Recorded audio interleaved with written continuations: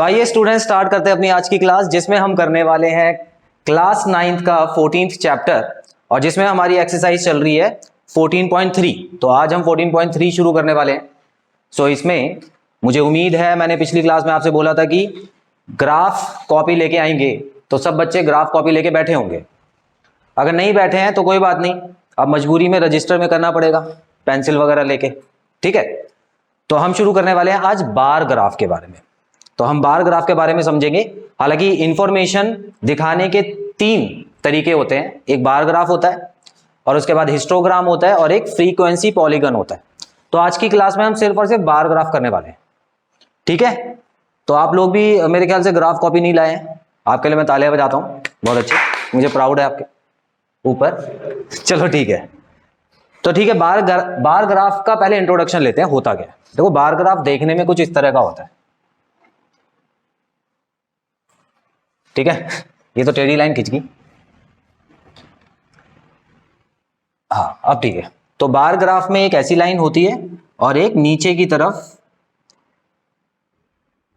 Horizontal line खींचना है। ये वर्टिकल लाइन होती है, ऊपर से नीचे वर्टिकल होता है, और ये वाली हॉरिजॉन्टल लाइन, 2 लाइन होती है।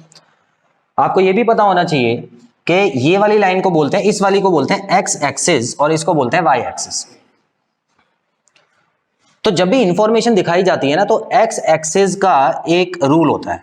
एक्स एक्सिस में जो कांस्टेंट चीज है, कांस्टेंट जो चेंज नहीं होती है ना, उसको दिखाना चाहिए हमेशा, जो बदले ना। तो इसका मतलब ऐसी चीजें जो नहीं बदलती, अभी मैं इसका एग्जांपल दूंगा। और वाई एक्सिस में ऐसी चीज दिखाते हैं जो वेरिएबल होती है। वेरिएबल मतलब क्या है? जो बदलती है। अगर बदलने वाली और कौन सी बदलने वाली नहीं है, वो कैसे पहचानेंगे? देखो, मान लो आपको एक इंफॉर्मेशन दी हुई है, आपको यहां पे एक सिटी की पॉपुलेशन दी हुई है, ठीक है, और यहां पे साल दिया हुआ है। तो अगर हम देखें तो यहां पर देखो 2000 हो गया, यहां पे हो गया 2001, यहां पे हो गया 2002, 2003, इस तरह से साल दिया हुआ है। और यहां पे पॉपुलेशन दी हुई है, मान लो यहां पे पहले 10,000 पॉपुलेशन थी, उसके बाद यहां पे 12,000 हो गई और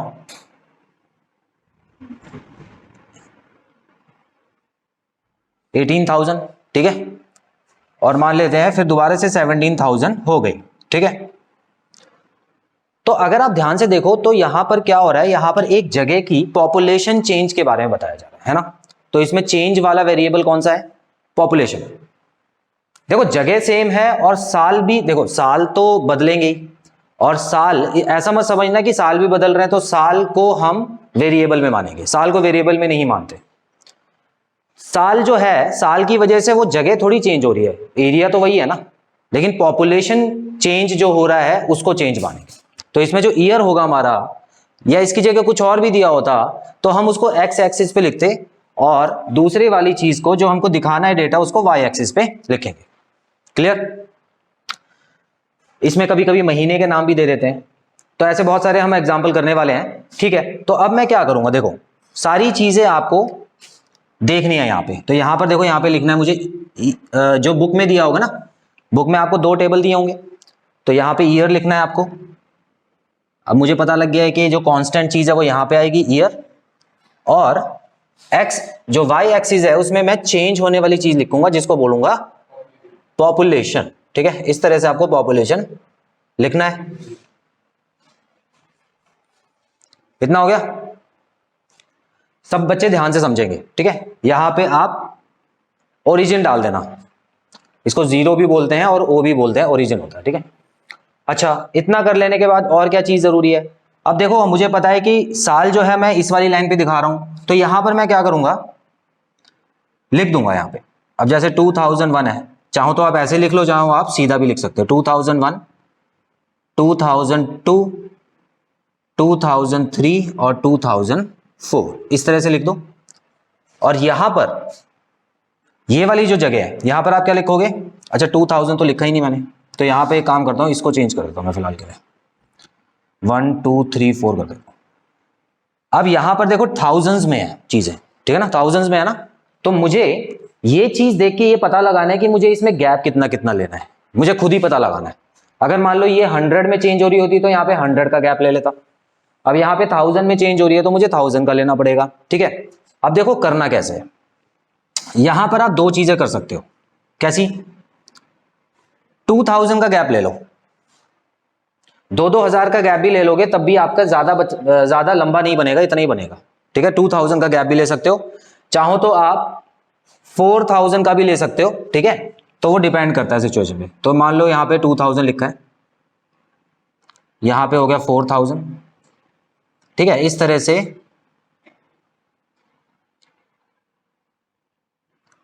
यहां पे हो गया 6000। देखो के की जगह, के जो होता है वो 1000 की जगह लिखते हैं। ठीक है, अगर जिन बच्चों को पता है अच्छी बात है, तो मैं शॉर्ट में लिख देता हूं, लेकिन आप मत लिखना। हाँ, ये बड़े लोग लिखते हैं तो अपने आप को भी बड़ा मत समझो। तो ये मेरा टेबल बन गया। अब मुझे पता है, देखो सबसे पहला 2001 में मुझे कहां दिखाना है? 10,000 में दिखाना है। तो 10,000 मुझे साफ साफ नजर आ रहा है, यहां पर है। तो मैं क्या करने वाला हूं, देखो एक थोड़ी सी जगह यहां से छोड़नी है, मतलब एक बॉक्स आपको छोड़ना है यहां पे। ऐसा नहीं है कि बिल्कुल वहीं से शुरू कर दो, एक बॉक्स यहां पे छोड़ना है ग्राफ का। ठीक है, ग्राफ में जो बॉक्स होते हैं तो उसको छोड़ के आप 10,000 तक इसको ले जाओ और इस तरह से पहला बार बना दो इसको बोला जाता है बार। क्लियर है?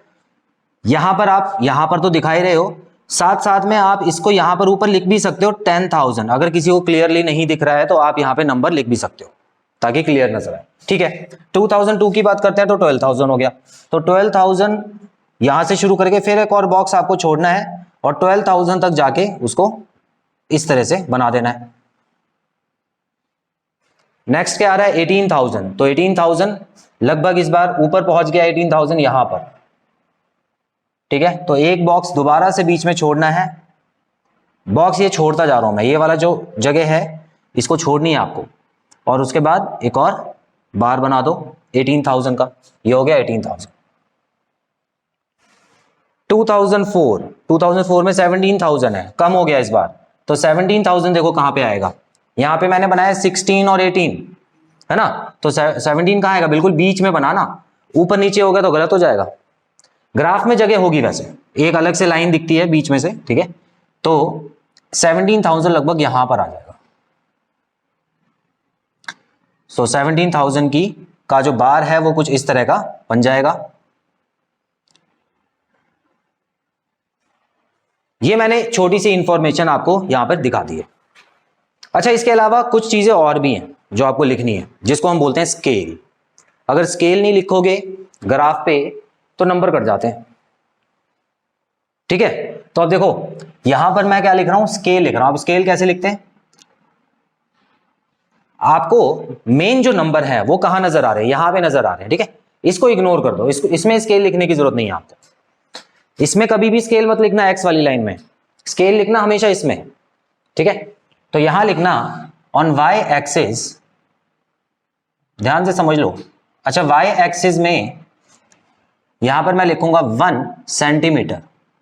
देखो मुझे पता है कि एक जो ब्लॉक होता है, ठीक है ना, हाँ, एक जो स्क्वायर बना होता है ग्राफ में वो 1 सेंटीमीटर का होता है, हर साइड उसकी 1 सेंटीमीटर की होती है। तो हर सेंटीमीटर में मैं कितना ले रहा हूं? 2000 ले रहा हूं, हर सेंटीमीटर में 2000। ठीक है, तो मैं क्या लिखूंगा? 1 centimetre is equal to 2000 units. Units भी लिख सकते हो आप, 2000 पीपल भी लिख सकते हो, क्योंकि यहाँ पॉपुलेशन की बात हो रही है तो 2000 लोग भी लिख सकते हो, कुछ भी लिख सकते हो, लेकिन ये लिखना बहुत जरूरी है। इतना कर लेने के बाद आपका जो बार ग्राफ है वो कंप्लीट हो चुका है। ठीक है, तो चलिए इसको भी आप स्क्रीनशॉट ले लीजिए, इसको नोट डाउन कर लीजिए, उसके बाद आगे बढ़ते हैं। तो स्टूडेंट्स, अब मैं आपको एग्जाम्पल नंबर 6 कराने वाला हूं। एग्जाम्पल नंबर 6 जो कि एनसीईआरटी का है, पेज नंबर 248 पे है। ठीक है, सब बच्चे पहले खुद कर लें और उसके बाद जब मैं करूंगा तो उसको चेक करें। तो आप देख सकते हैं यहां पर लिखा हुआ है क्वेश्चन पूरा पढ़ना है। कुछ बच्चे ऐसा होते हैं सिर्फ टेबल देखते हैं और बनाने लग जाते हैं, ऐसा नहीं करना कभी भी। आपको क्वेश्चन पूरा पढ़ना है, क्योंकि कभी कभी क्वेश्चन में ऐसी चीज पूछ लेते हैं जो आपको नहीं पता होती है, आप कुछ और आंसर दे आते हो। तो हम पढ़ते हैं यहाँ पे लिखा है a family with a monthly income of ₹20,000 had planned the following expenditure per month under various heads. तो लिखा हुआ है कि एक फैमिली है जो हर महीने 20,000 रुपए 20,000 रुपीज कमाती है और वो अपनी जो कमाई है उसको इस तरह से खर्च करती है जैसे कि नीचे लिखा हुआ है।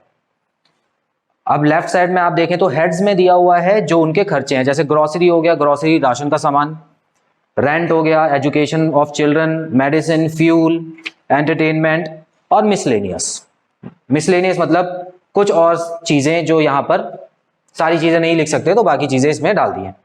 राइट साइड में अगर आप देखें तो एक्सपेंडिचर लिखा हुआ है, एक्सपेंडिचर मतलब खर्च, और ये जो खर्च है ये 1000 में लिखा है, इन 1000, मतलब अगर नीचे 4 लिखा है तो इसका मतलब है 4000, 5 लिखा है तो 5000, ठीक है। तो इस तरह से इन्होंने खर्चा दिया हुआ है। तो अब मैं क्या करने वाला हूं, मुझे पता होना चाहिए कि एक्स एक्सिस पे और वाई एक्सिस पे क्या बनेगा। तो अभी मैंने आपको बताया था जो चीजें चेंज नहीं होती, जैसे यहां पर जो खर्चे हैं वो तो नहीं बदलेंगे, अब वो कमाएंगे तो ग्रोसरी तो आएगी, रेंट भी देना पड़ेगा, एजुकेशन में भी पैसा जाएगा, तो ये सारी चीजें तो नहीं बदलेंगी। तो मैं इन सभी चीजों को एक्स एक्सिस पे लिख देता हूं, यहां पे लिख दो एक्स एक्सिस पे, ठीक है। ग्रोसरी, रेंट, एजुकेशन, एक एक डब्बा जब आप ग्राफ में लिखोगे तो एक एक बॉक्स, एक एक कॉलम छोड़ते हुए लिखना है, ठीक है। तो यहां पे आ गया grocery, rent, education, medicine, fuel, entertainment, miscellaneous, ठीक है। ये 2 बार ई आ रहा है तो इसी वजह से मैंने इसके साथ में स्मॉल भी लिख दिया। तो यहां पर मैं नीचे लिख दूंगा हेड्स, ठीक है। और यहां पे जो कि वाई एक्सिस है इस पे मैं लिखने जा रहा हूं expenditure.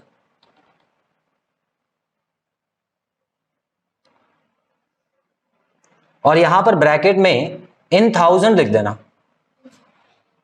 In thousands, expenditure in 1000 rupees.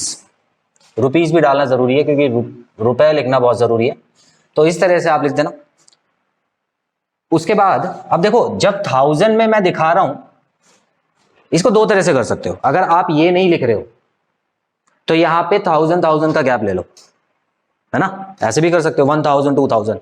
लेकिन अगर आपने ये लिख लिया ना इन थाउजेंड्स, तो इसका मतलब है यहां पर 1 2 3 4 ही लिखना, 1 2 3 4 5 6, मैक्सिमम क्या है 5 तक है, कोई बात नहीं, आप थोड़ा और भी नंबर्स लिख सकते हो, कोई ऐसी बात नहीं है, ठीक है।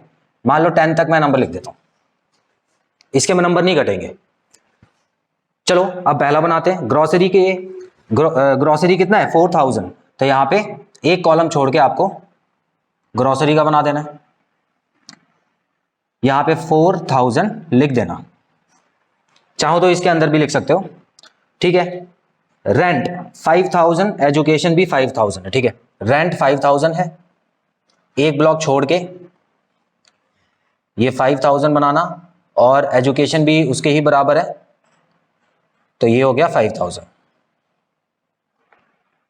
उसके बाद मेडिसिन है 2000, फ्यूल है 2000, मेडिसिन 2000 लगभग हो गया इतना, और फ्यूल भी इसके बराबर ही है, तो ये हो गया 2000।